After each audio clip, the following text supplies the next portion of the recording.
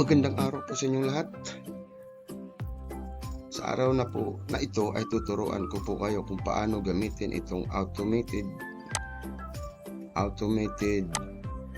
grade 4 to 10 test analysis, TOS, or our table of specification, TTR, the tabulated test result, and the least learned skills for quarter 1. So nandito po tayo sa instruction tab. So dito meron tayong first instruction. So in first instruction, please fill all the cells which are in color white in encode sheet tab. Ito po siya, encode. So strictly type 1 for correct response or check, and leave it blank for incorrect response or mistakes. So number 2 instructions, all colors are not editable except for the light blue and white in encode sheet tab. Ito po siya, light blue and white sa encode sheet tab. So number 3 instruction, please paste here the Google Sheet ID. Ito po siya. Paano ito makuha? Ito ha, meron note dito sa gilid o. To copy the Google Sheet ID, please do not copy the slash. Ito po siya. Ito po yung Google Sheet ID. Ito po siya. So, punta kayo dyan. Drag nyo yan. Again, huwag nyong isali yung slash. Slash dito at saka slash dito. So, kopyahin nyo lang yan. Just right click on your mouse and then paste it here. Yan na po siya. And so number 4 instruction, please do not delete any rows or columns. Just hide only the rows and columns. Sa mga sheet na ito, i-hide ko muna itong kasi hindi yung kasali. So sa lahat ng sheet tab na ito, bawal po kayong mag-delete ng rows and column papunta sa GMRC. So dito po, ito po. Now, ang 5th instruction is paste here the list of names of your pupils, both male and female. Paste nyo po rito. So after pasting all the names of your pupils, now let us go to, halimbawa, punta tayo sa gawa tayo ng TOS for Filipino. So dito sa TOS, halimbawa, nilagay ko rito sa learning competencies with code, si PEL 1, PEL 2 hanggang PEL 15 yan. Halimbawa lang ito ha. Ito siya, halimbawa, competency with codes. So in competency PEL 1, na-pull siya sa ito mga placement items. Ito lahat, ito placement items. Ito placement items ang ilalagay nyo dyan. So halimbawa, si competency PEL 1, meron siyang 4 na items. Ito 1, 2, 3, 4, which is item number 1, 2, 3, and 4. So sa PEL 2 naman, competency PEL 2, meron siyang item 5, total of items. So the same na yan papunta sa PEL 15. So ito sa kuha na ito lang yung sa instruction natin, ito lang yung mga kulay puti ang editable. Ha? So halimbawa, assuming na natapos na natin itong TOS natin, so punta na tayo, magagawa naman tayo ng test paper nito galing dito sa TOS. So punta tayo sa encode, kasi i-encode na natin yung response ng mga bata, ng ating mga responses ng ating mga bata. So ito, punta tayo rito. So halimbawa, assuming meron akong nilagay ito ha. So halimbawa, dito sa kuan, dito si John sa number 2, naka-correct siya sa number 1. So correct siya sa number 6. Leave it blank lang po kung incorrect response yung bata. So halimbawa, si John correct hanggang meron siyang correct response hanggang 20, i-drag nyo lang yan para mas madali. So mali siya sa 21, so correct siya sa 22, and then correct siya hanggang 40, i-drag nyo lang yan. Yan. And then correct din siya sa 41, correct siya sa 44, correct siya sa 46, correct siya sa 48 hanggang 50. So i-drag nyo lang yan hanggang 50. So ito na po yung score niya. Diba, assuming natapos na natin lahat, yan, natapos na natin, pwede natin kopyahin ito. Ito, for boys pa ito. For boys, dito, kopyahin natin. Hanggang dito lang. I-copy and paste natin, ilagay natin ito sa class record natin sa Filipino subject. Okay, yan na yung kuha ng bata.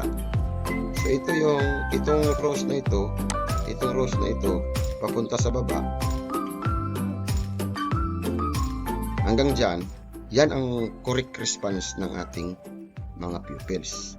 At dito naman sa baba, dito sa baba, makikita nyo yung ito, total of correct response of male learners per item.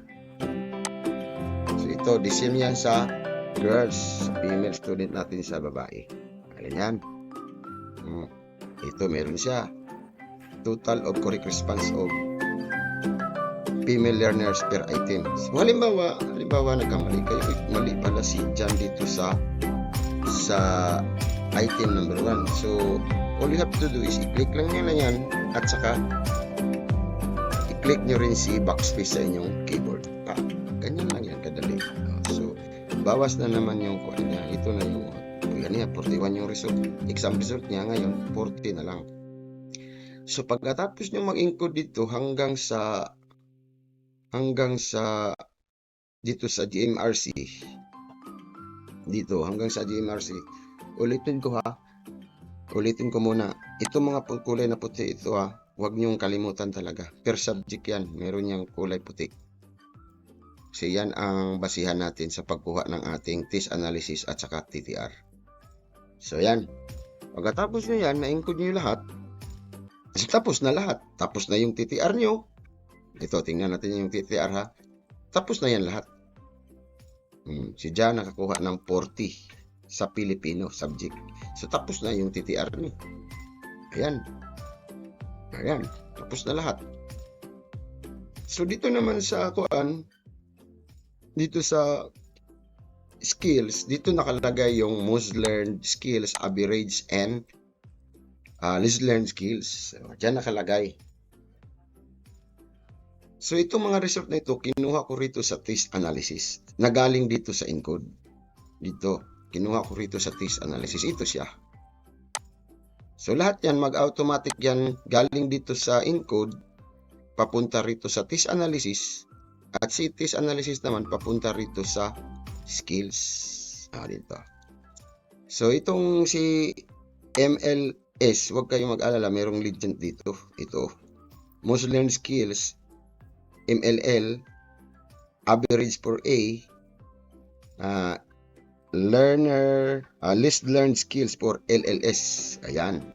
And then check, ito, it means correct response, and X, it means incorrect response. So yan.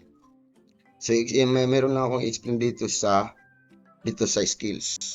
So nakikita nyo rito na dalawa, si remembering. Ayan. Si competency field 1, remembering, competency field 1, remembering. Bakit?